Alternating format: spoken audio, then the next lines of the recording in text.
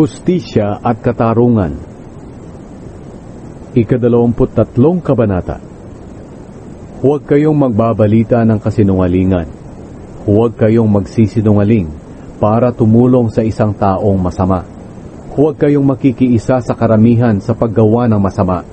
Kung sasaksi kayo sa isang kaso, huwag niyong babaluktutin ang hustisya para lang masunod ang opinyon ng karamihan. Huwag ninyong papaboran ang kaso ng mga mahihirap dahil lang sa kanilang kalagayan. Kung makita ninyong nakawala ang baka o asno ng inyong kaaway, kailangang isauli ninyo ito sa kanya. Kung makita ninyong natumba ang asno ng inyong kaaway dahil sa bigat ng karga nito, huwag nyo itong pabayaan, kundi tulungan itong makatayo. Siguraduhin ninyong mabibigyan ng hustisya ang mga mahihirap sa kaso nila.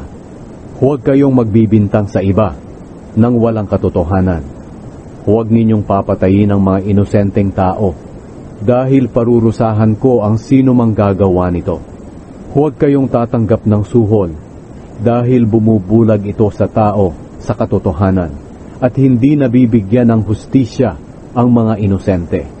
Huwag ninyong pagmamalupitan ng mga dayuhan dahil kayo mismo ang nakakaalam ng damdamin ng isang dayuhan dahil mga dayuhan din kayo noon sa Ehipto.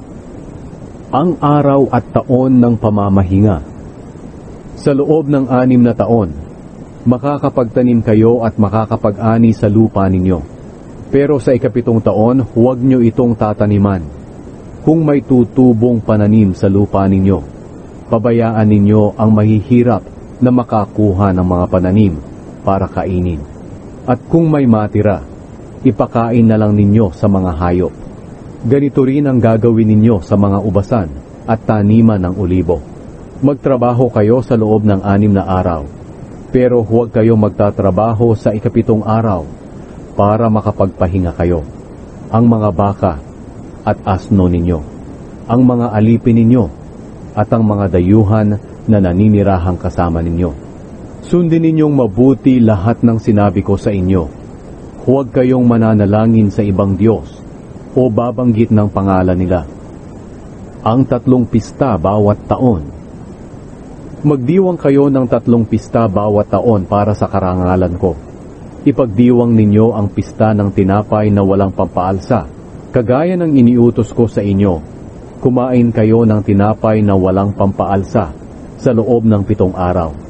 Gawin ninyo ito sa itinakdang panahon sa buwan ng Abib, dahil ito ang buwan na lumabas kayo ng Ehipto. Ang bawat isa sa inyo ay dapat magdala sa akin ng handog sa panahong iyon. Ipagdiwang din ninyo ang pista ng pag-aani sa pamamagitan ng pagdadala ng mga unang ani ng inyong bukid. Ipagdiwang din ninyo ang pista ng huling pag-ani sa katapusan ng taon, kapag titipunin na ninyo ang mga ani sa mga bukid ninyo. Dapat dumalo ang kalalakihan ninyo sa 3 pistang ito bawat taon sa pagsamba sa akin, ang inyong Panginoong Diyos. Huwag kayong maghahandog ng dugo sa akin at ng kahit anong may pampaalsa. Huwag kayong magtitira para sa kinaumagahan ng taba ng hayop na inyong inihandog sa akin sa pista. Dalhin ninyo sa templo ng Panginoon na inyong Diyos ang pinakamagandang bahagi ng una ninyong ani. Huwag ninyong lulutuin ang batang kambing na hindi pa naaawat sa kanyang ina. Ngayon isinugo ko ang anghel para bantayan at gabayan kayo sa lugar na inihanda ko para sa inyo. Makinig kayo sa kanya at sundin ang sinasabi niya. Huwag kayong magre-rebelde sa kanya dahil ang lahat ng ginagawa niya ay ginagawa niya sa aking pangalan. At hindi niya pababayaang magpatuloy kayo sa mga kasalanan ninyo. Kung makikinig lang kayo ng mabuti sa sinasabi niya at gagawin ang lahat ng sinasabi ko, lalabanan ko ang inyong mga kaaway. Pangungunahan kayo ng aking anghel at dadalhin kayo sa lupain ng mga Amoreo, Heteo, Perezeo, Kananeo, Hiveo at Jebuseo, at lilipulin ko sila. Huwag kayong sasamba o maglilingkod sa mga Diyos-Diyosa nila o tutularan ang mga ginagawa nila. Durugin ninyo ang kanilang mga Diyos-Diyosan at gibain ang mga alaalang bato nila. Sambahin ninyo ako, ang Panginoon na inyong Diyos, at bibigyan ko kayo ng masaganang pagkain at tubig.